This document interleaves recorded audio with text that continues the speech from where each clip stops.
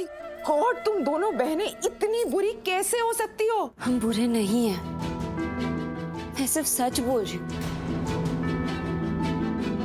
और मैं जानती हूँ कि आप इस सच को क्यों नहीं अपनाना चाहते, क्योंकि दूर दूर तक आप इस चीज से अनजान हो, आपको पता ही नहीं है। तो अगर मुझे भी ये पता नहीं होता तो मैं भी ऐसे ही सोचती, मैं भी ऐसे ही सोचती जैसे आप सोच रहे हो, मैं भी ऐसे ही बोलती जैसे आप बोल रहे हो, क्योंकि आप इस सच से अनजान है। लेकिन मैं इस सच से अनजान नहीं हूं, इसलिए मैं बोल रही हूँ कि सच तो यही है, सच तो यही है कि मलिष्का के पेट में जो बच्चा है वो ऋषि नीटू का नहीं है। क्या हो रहा है ये?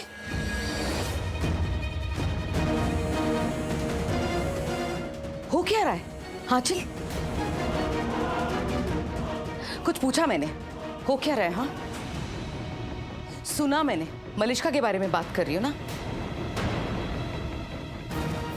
मैं सामने हूं, पीठ पीछे मत बोलो, जो बोलना है मेरे मुंह पर बोलो। तुम्हें पता है ना पीठ पीछे बोलने का मतलब क्या होता है? आप छुप के तभी बोलते हो जब वो झूठ होता है, बकवास होता है, गलत होता है। और ये क्या वाहियात बात बोल रही हो तुम?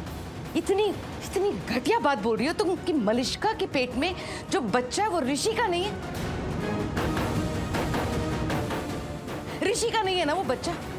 तो एक काम करते हैं शालू, मैं तुमसे ना कुछ सवाल पूछूंगी और तुम मुझे उनके जवाब दो।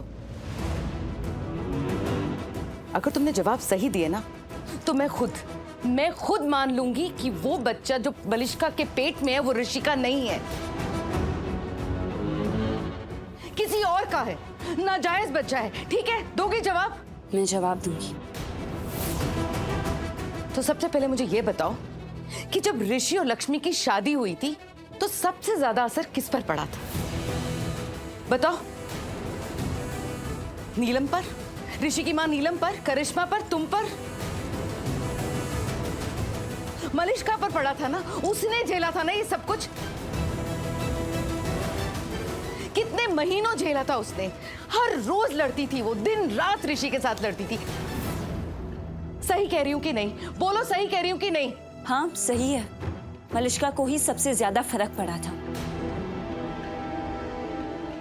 उसने जीना हराम कर दिया था मेरी बहन का, जिंदगी नरक बना दी थी उसकी।